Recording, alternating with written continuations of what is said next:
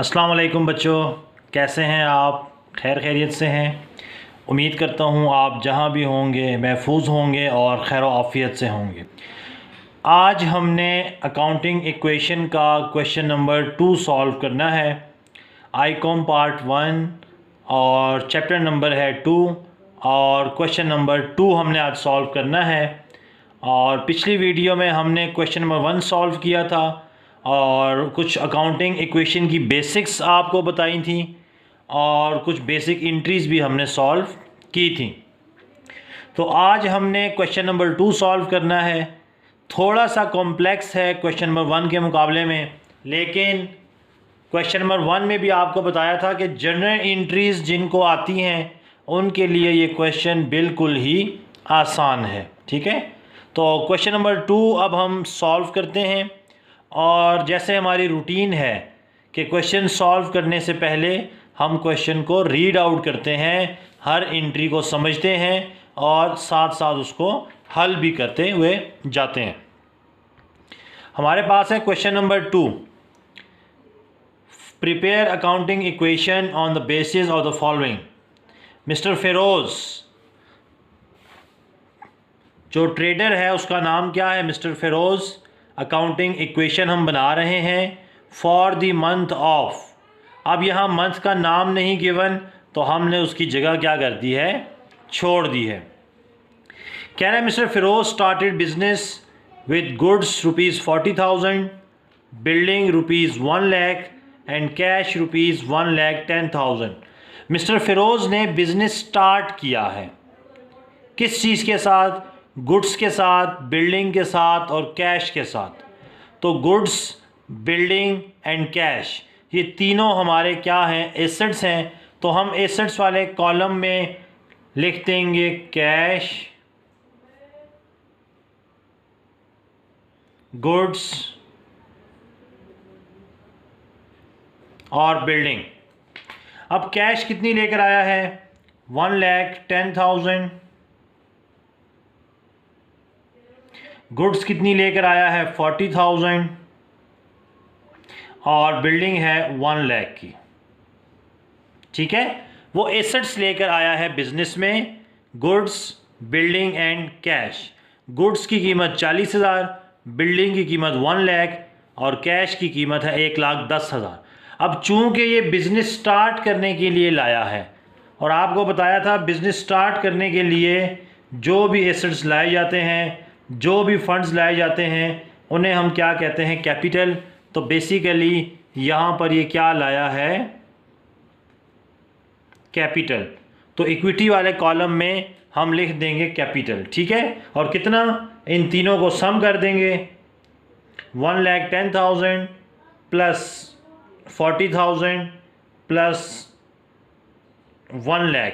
तो ये हमारे पास आ जाएगा 2,50,000।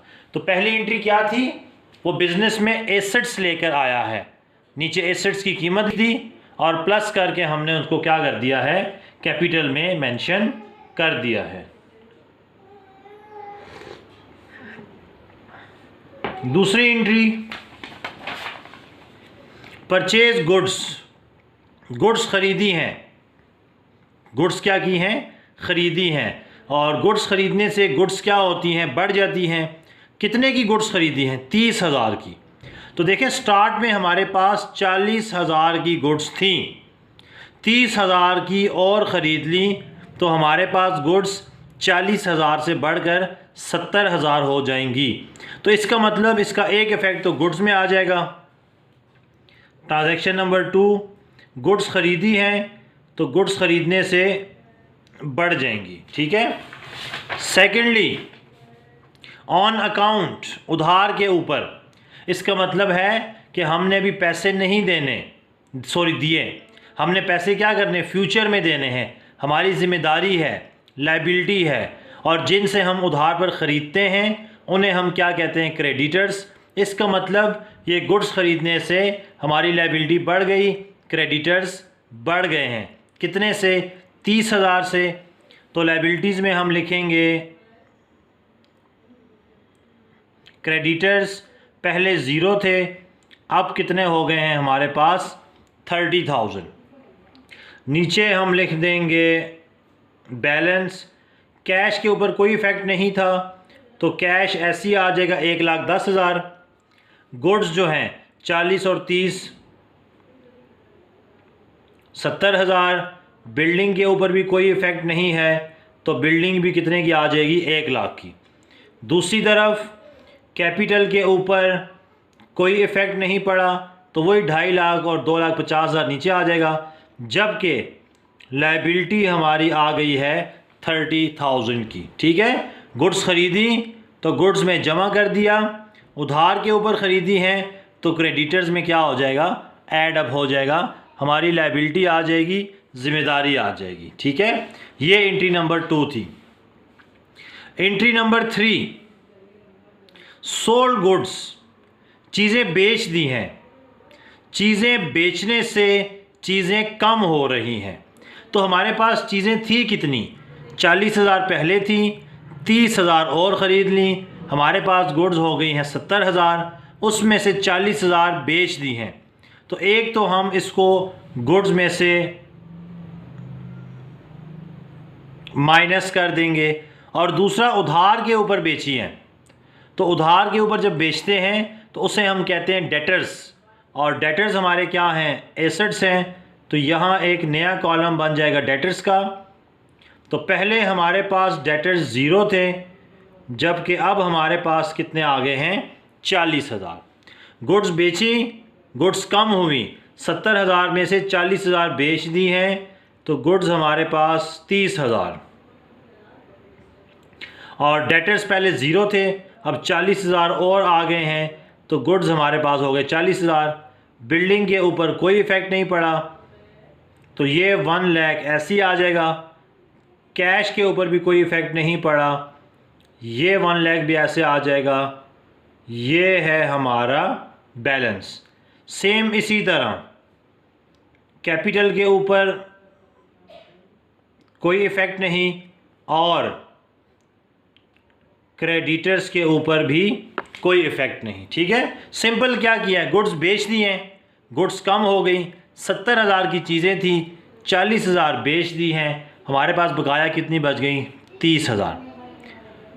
डेटर्स 0 थे, 40,000 के डेटर्स बढ़ गए हैं, अब हमारे पास डेटर्स कितने हो गए हैं 40,000। बाकियों के ऊपर कोई इफ़ेक्ट नहीं है तो वो हमने एज इट इज़ ही लिख दिए। Entry number 4, cash of ₹20,000 deposit into the bank. कह रहा है 20,000 की पैसे जो हैं वो हमने बैंक में जमा करवा दिए। तो इसके आपने समझिए दोनों इफ़ेक्ट। कैश जमा करवा दिए बैंक में, इसका मतलब हमने दुकान में से पैसे निकाले होंगे ना, पैसे निकाले होंगे तो पैसे क्या होने चाहिए, कम। हमारे पास कैश पड़ी हुई है 1,10,000, 1,10,000 में से 20,000 मैंने बैंक में जमा करवा दिए। इसका मतलब ये हुआ कि मेरे पास अब 1,10,000 नहीं है, उसमें से 20,000 माइनस कर देंगे, कम हो गया ना 20,000। क्यों? क्योंकि ये हमने बैंक में जमा करवा दिए हैं। तो बैंक हमारे पास पहले तो 0 आ रहा था, अब हमारे पास बैंक में भी कितने पैसे आ गए हैं 20,000। ठीक है, बैंक में पहले बैलेंस 0 था, अब 20,000 जमा करवाए हैं तो बैंक का बैलेंस कितना आ गया 20,000। डेटर्स के ऊपर कोई इफ़ेक्ट नहीं पड़ा,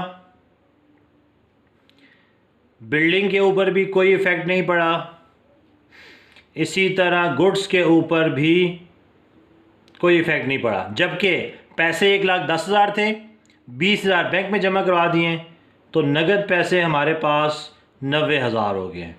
तो ये हमारे पास 4th एंट्री थी और नीचे हमारा आ जाएगा बैलेंस। ठीक है, बैंक में जमा करवाए हैं, बैंक का बैलेंस बढ़ गया, पैसे जमा करवाए हैं तो पैसे हमारे पास क्या हो गए कम।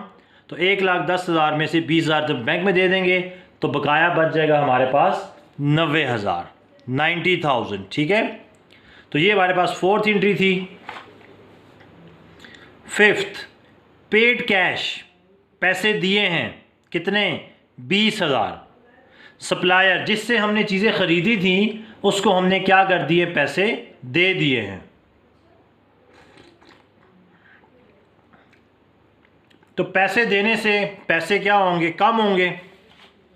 हमारे पास कैश पड़ी हुई है 90,000, हमने 20,000 दे दिए हैं, तो पैसे कम होकर कितने रह गए हैं, 70,000। ठीक है। और किसको दिए हमने, क्रेडिटर्स को।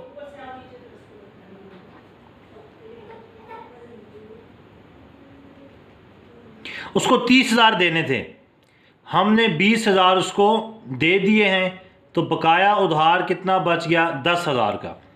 कैपिटल के ऊपर कोई इफ़ेक्ट नहीं है, तो ये 2,50,000 ऐसे ही आ जाएगा।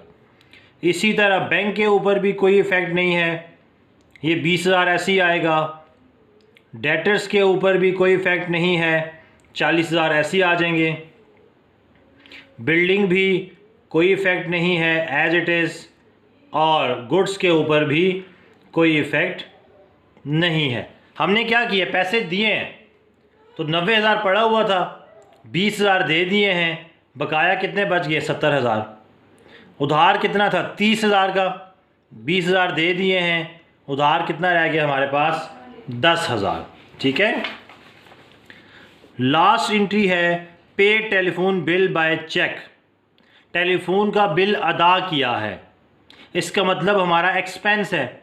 आपको बताया था कि एक्सपेंस का एक इफ़ेक्ट तो हमेशा कैपिटल में आएगा, और एक्सपेंस पैसे देते हैं, इससे हमारा कैपिटल कम होता है। कितना कैपिटल कम हुआ है, 4,000 का, तो हम कैपिटल में से लेस कर देंगे 4,000, तो बकाया बच गया 2,46,000। अब चूँकि हमने चेक से दिया है, तो बैंक में हमारा 20,000 पड़ा था, 4,000 के बिल दे दिए हैं, तो बकाया बैलेंस कितना बच गया बैंक में, 16,000। ठीक है। एक्सपेंस किया है चेक के थ्रू, तो बैंक से पैसे कट गए, 16,000 बच गया, और कैपिटल में से भी क्या हो गया, कम हो गया। क्रेडिटर्स के ऊपर कोई इफ़ेक्ट नहीं है हमारा, ये 10,000 ऐसे ही आ जाएगा। इसी तरह डेटर्स के ऊपर भी कोई इफ़ेक्ट नहीं है, बिल्डिंग के ऊपर भी कोई इफ़ेक्ट नहीं है, गुड्स के ऊपर भी कोई इफ़ेक्ट नहीं हुआ,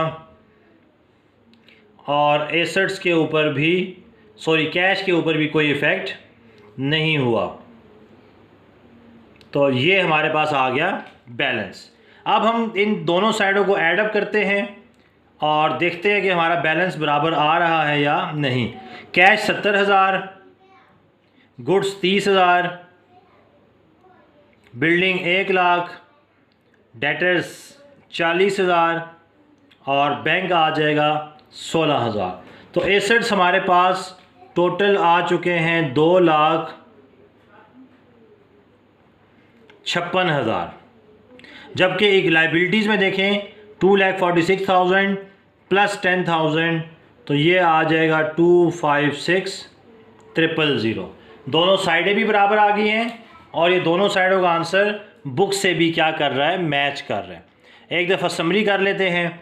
बिज़नेस स्टार्ट किया था, कैश लेकर आया था 1,10,000, गुड्स लेकर आया 40,000, बिल्डिंग लेकर आया 1,00,000। तीनों को जमा करके कैपिटल आ गया 2,50,000। नेक्स्ट एंट्री में गुड्स ख़रीदी हैं, 40,000 थी, गुड्स ख़रीदी 70,000 हो गई। उधार पर ख़रीदी, पहले ज़िम्मेदारी कोई नहीं थी, उधार पर ख़रीदी है तो लायबिलिटी आ गई है 30,000 की, टोटल ज़िम्मेदारी आ गई है 30,000। बाकी सारे इफ़ेक्ट वैसे ही। फिर हमने गुड्स बेची हैं, तो 70,000 की चीज़ें थी, 40,000 की बेच दी हैं, बकाया बच गए 30,000। उधार के ऊपर बेचे हैं, तो डेटर्स पहले ज़ीरो थे, अब 40,000 क्या हो गए हैं, और हो गए हैं। फिर कह रहा है कि बैंक में जमा करवाए हैं, तो पहले बैंक बैलेंस ज़ीरो था, 20,000 जमा करवा दिए, अब हमारे पास बैंक में शो हो रहा है 20,000। कैश जमा करवाई है, 1,10,000 मेरे पास पड़ा हुआ था, 20,000 जमा करवा दिए, बकाया रह गया 90,000। फिर हमने जिससे चीज़ें ख़रीदी थी उसको पैसे दिए हैं, पैसे दिए तो 90,000 में से 20,000 माइनस करके 70,000 रह गया, और उधार कितना था, 30,000। जब 20,000 अदा कर दिया है, बकाया आ गया है 10,000। और आखिरी है एक्सपेंस पे किया है चेक के थ्रू, तो बैंक में से 4,000 दे दिए, बकाया बच गए 16,000 और कैपिटल भी हमारा कम हो गया 4,000 से, क्योंकि एक्सपेंस का एक इफ़ेक्ट कैपिटल में आता है और हमेशा इसको माइनस करते हैं। दोनों साइडों को प्लस किया तो आंसर हमारा इक्वल आ गया। ये हमारा था क्वेश्चन नंबर 2। उम्मीद करता हूँ आपको ये क्वेश्चन समझ आ गया होगा। इंशाअल्लाह अगली वीडियो में क्वेश्चन नंबर 3 सॉल्व करेंगे। उस वीडियो तक के लिए आपसे इजाज़त चाहते हैं। अल्लाह हाफ़िज़।